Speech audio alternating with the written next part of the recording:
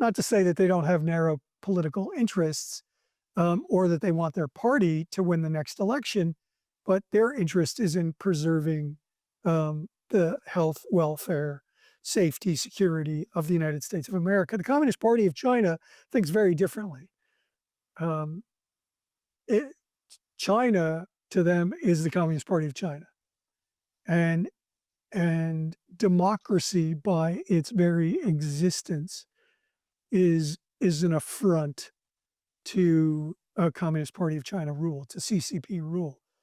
Taiwan is so objectionable to Xi Jinping because it is an example to 1.3 or 1.2 billion, however many people China really has. It is an affront to the CCP's rule over all of those people without the rule of law, without accountability, without elections, without democracy.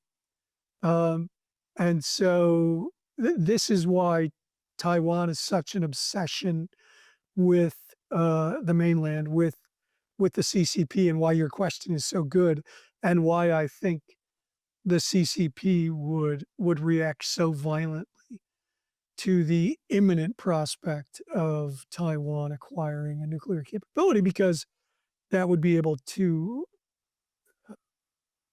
perhaps deter an invasion from China once Taiwan got that capability, or inflict an unacceptable amount of damage. How close, you mentioned this a little bit, that we've gotten relatively close to letting one of these things off the chain. How close do you think it's actually gotten? Not an accidental, like, whoopsie, push the wrong button here, but a targeted use of a nuclear weapon. Yeah, I don't think that distinction really matters too much. I don't think it does either. Yeah, because and once the mushroom cloud goes up, like, there's no walking that back. Oh, my bad. I didn't mean to do that. I just don't.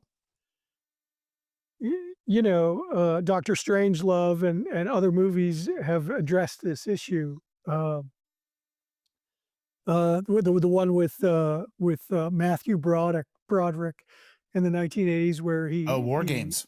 War Games. Shall we play a game? Shall we play a game? Yeah. I don't think it much matters once as you say, the mushroom cloud appears and millions of people die. I think we've come close a number of times. There's a wonderful book by a scholar named Scott Sagan called The Limits of Safety, who talks about this very issue. The Soviets came very close to launching a retaliatory strike on a phantom radar image. I believe it was in 1983. The Soviets came close to launching a nuclear torpedo during the Cuban Missile Crisis of October of 1962 in response to the United States Navy. Go Navy, in your honor.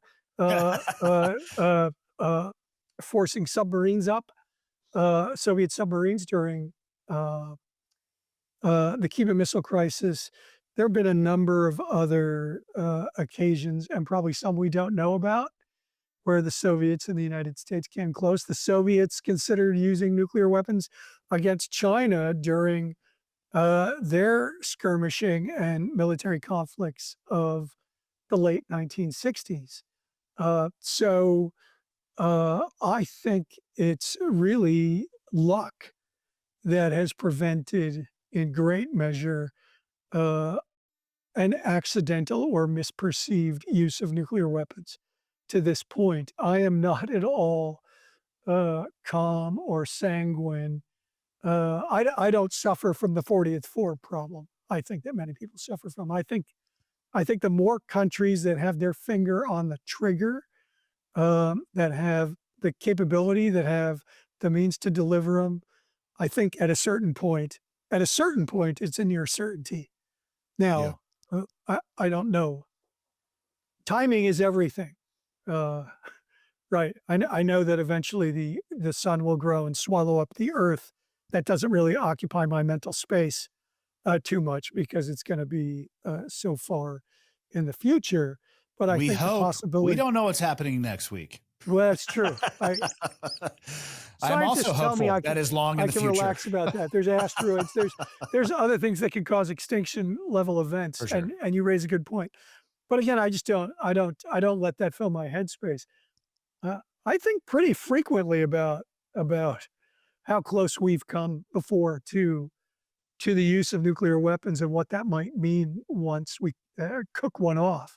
Yeah. And I think a lot about um, the current international environment and the incentives and uncertainties that have become injected into the environment recently, and how that might incentivize um, horizontal nuclear proliferation, and what that might mean for the likelihood of an accidental or intentional nuclear war.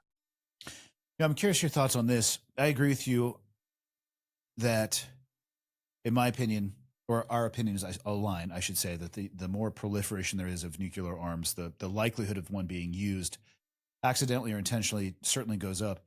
One of the things that worries me is, we're all just, at the end of the day, whether we have these nuclear weapons or not, we're human beings. And somebody's Right. probably going to make a decision about using one of these things. But we make our decisions based off the information we have access to. And we're living in a Right. world where we are bombarded by information, and not all of it is real. And the ability, I look at things like, not that I'm an expert in any of these, but cyber attacks or hacking, and it's actually Yeah. interesting. This goes all the way back to the Matthew Broderick film War Yeah. Games, which, for people who haven't seen it, spoiler alert, it's like 40 years old. This is your bad now, because I'm going to go ahead and give away the ending.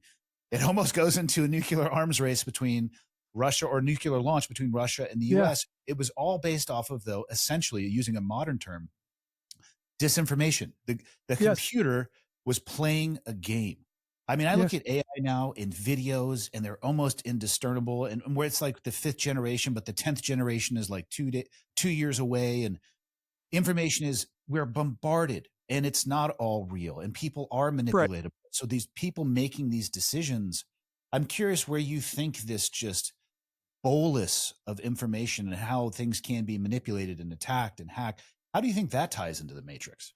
Yeah, I think the answer is implied in your question, Andy, and I think it's an excellent question. And I think the AI point is a really, really troubling possibility to think about, because we've had the problem of phantom launches before. We had the example, I think it was 1983, where a Russian launch officer decided that what looked to everybody else as a U.S. launch at a time of very heightened tensions, Mm-hmm. when the Soviets were very, very afraid that the United States was going to launch a preemptive strike. People didn't live through the Cold War or didn't study the Cold War. Again, I was in college when this happened. I mean, this is what people were thinking about. And this really scared the Soviets. It really scared the United States. They deepened their discussions about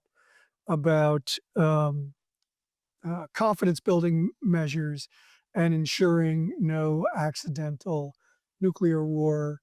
Ronald Reagan famously watched War Games, and he famously also watched the movie. Again, I'm blanking on the title. Jason Robards, about what happens when there's a launch. And there was a nuclear war, nuclear winter, and this was part of his reasoning for SDI and the Strategic Defense Initiative. He didn't want to leave the security of the American people to um, mad, mutually assured destruction, Yeah. because he didn't think it would work necessarily.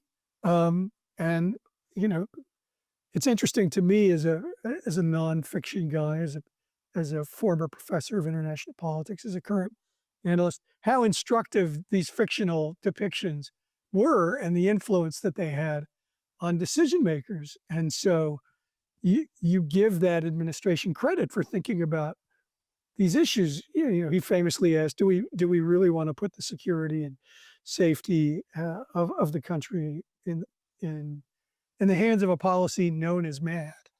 It's a great Now there were question. problems with SDI and its workability, and whether it created more of an incentive for a nuclear arms buildup. But the thinking was, we need to keep these things in our hands, and we need to make sure that there's no accidental launch. And I think your point about greater automation, greater computerization, greater artificial intelligence, not intentionally telling those who are in control of nuclear weapons that there is in fact a launch, or there is a drop, or there's an explosion. Can we trust data that we no longer control, and that the frontier AI labs are telling us have an unsolvable tendency to hallucinate right now?